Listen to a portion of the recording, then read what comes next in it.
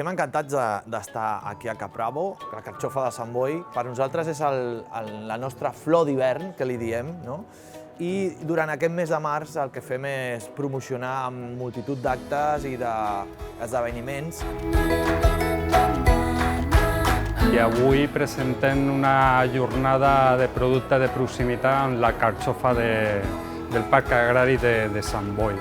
Bé, les novetats que tenim enguany del mes de la carxofa, presentem la cervesa de la carxofa i el paté de la carxofa, que són uns derivats que estem fent de la Cooperativa Agrària Santboiana.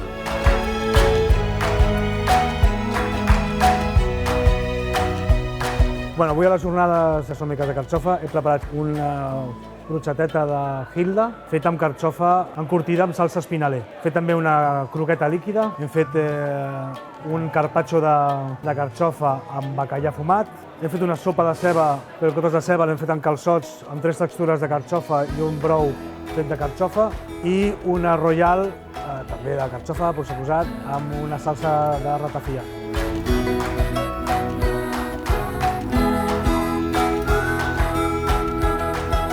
La veritat, a mi, quan em va arribar l'email a la meva compte d'Instagram, dient a veure si volia vindre aquí a Capravo de la Illa a un taller sobre la carxofa, jo vaig pensar, és que és un dels productes que més m'agrada. El desconeixement, diguéssim, que tenim la majoria sobre un producte tan bo com és en aquest cas, que és la carxofa que es fa avui aquí.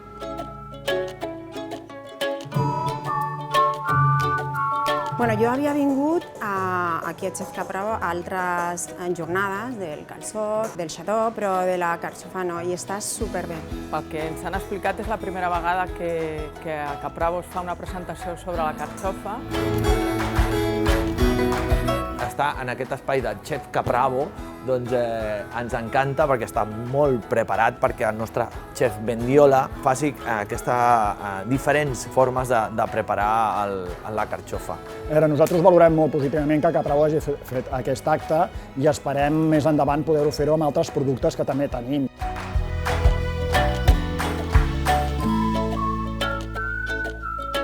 Home, jo entenc que Capravo s'hi aposta, diguéssim, per productes de proximitat i de més, és un 10 per ell.